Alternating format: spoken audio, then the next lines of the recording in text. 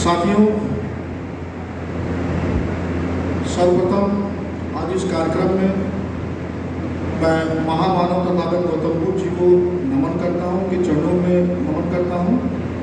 तत्पश्चात उदीफत बाबा साहब भीमराव अम्बेडकर जी को नमन करता हूँ, इस मंच के माध्यम से, जिन्होंने संविधान को लेकर हमको और आपको ये हक और अधिकार दिया कि हम और आप यहाँ बैठकर अपनी बातों को खुल के कह पा रहे हैं, सुन पा रहे हैं, अपने समाज की जो पीड़ा है उसको बयां कर पा रहे हैं, उसके बारे में विश्लेषण कर पा रहे हैं। साथियों, मैं आज इस मंच के माध्यम से सामाजिक न्याय के उन सभी योद्धाओं को नमन करना चाहता हूँ जिन्होंने अपना पूरा जीवन हमारे और आपके लिए, हमारे और आपके हक और अधिकार के लिए समर्पित कर दिया।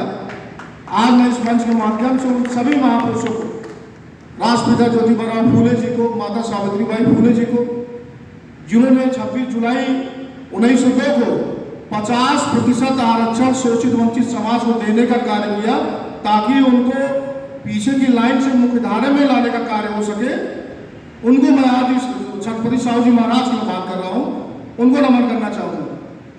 और राष्ट्रपिता ज्योतिबा फूले, सावित्रीबाई फूले जी, जिन्होंने गोबर उनके ऊपर फेंका जाता था, ईंट फेंके जाते थे, उनको अपमानित करने का कार्य किया जाता था, लेकिन पुणे में 1902 में उन्होंने प्रथम बालिका विद्यालय खुलवाने का काम किया, जिससे महिलाओं को, बालिकाओं को और खासकर स्त्रियों को, लड़कियों को, जिनको चाहे किसी समाज से हो, उनको पढ़ने लिखने का हक और अधिकार नहीं था, उनकी हक और अधिकार की लड़ाई लड़ने का काम ज्योतिबा फूले जी और माता सावित्रीबाई फूले जी ने किया। मैं आज इस मंच के माध्यम से उनको नमन करता हूँ।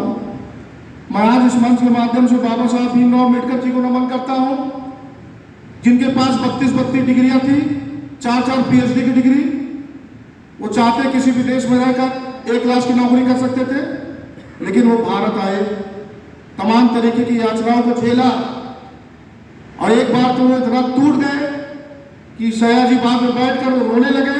वो चाहते तो यहाँ देश छोड़कर जा सकते थे, किसी भी देश में बस सकते थे, कहीं भी 1 लाख की नौकरी कर सकते थे, लेकिन उस जगह पर बैठकर उन्होंने ये प्रण लिया कि मैं अपने समाज को आगे ले जाने का काम करूंगा, शोषित वंचित समाज को आगे ले जाने का काम करूंगा, जिस जगह को आज संकल्प भूमि कहते हैं। साथियों, ऐसे महान विभूति को, जिसको 40 वर्ष लग गए आजादी के बाद भारत रत्न देने में, ऐसे महान बाबा साहब को मैं आज इस मंच के माध्यम से नमन करता हूं।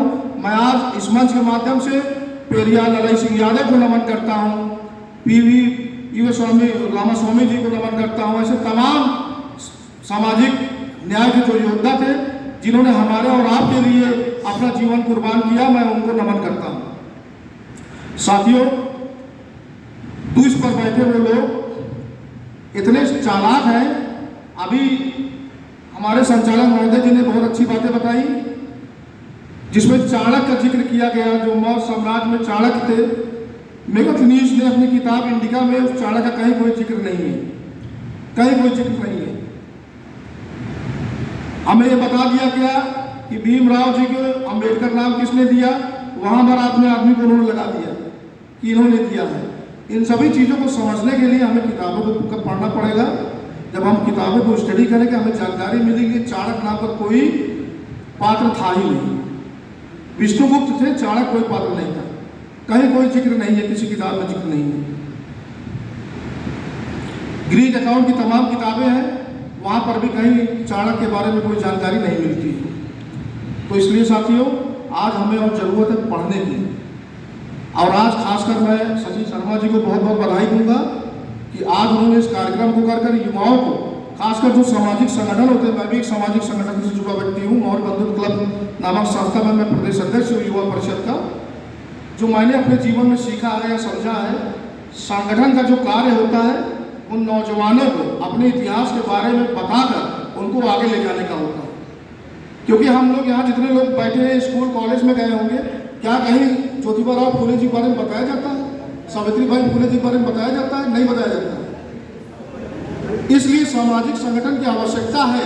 सामाजिक संगठन का ये काम है कि अपने युवाओं को जानकारियों से लैस कर दे, ताकि अगर वो हमारे आपके बीच के समाज का कोई व्यक्ति या बच्चा कहीं बैठे तो उसको अपने समाज के बारे में जानकारी रहे, वो तर्क और वितर्क कर सके, इसकी जरूरत है साथियों।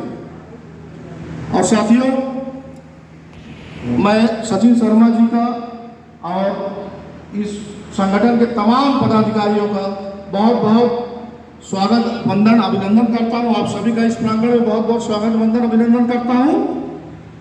और आप सभी को ये आश्वस्त भी करना चाहूँगा कि आप सभी की जो भी मीटिंग या जो भी प्रोग्राम आप सभी का होगा, जो सहयोग मेरी तरफ से हो पाएगा, मैं पूरी तरीके से आप लोगों को के बीच में रहूँगा और सहयोग करने का कार्य करूँगा सर। और चूँकि मुझे लखनऊ जाना था, कुछ ज़रूरी काम से डॉक्टर की अपॉइंटमेंट है, तो वहाँ अपने पिताजी को ले जाके चेकअप कराना है, इसलिए बहुत ज़्यादा समय नहीं लूँगा। लेकिन आप सभी को ये आश्वासन या आश्वस्त करके यहाँ से जा रहा हूँ कि जो भी मीटिंग या जो भी आप लोगों का कार्यक्रम रहेगा, आप लोग निःशुल्क इस साल में कर सकते हैं। और मैं आप सभी के साथ ही साथियों, धन्यवाद। जय भीम, जय भारत। बहुत बहुत धन्यवाद। आपका यह संरक्षण और आपका वरद हस्त हमारे इस नंद नाई सेन सप्ताह समाज को हौसला अफजाई करता रहेगा। बहुत बहुत धन्यवाद आदरणीय अनिल कुमार मौर्य जी का।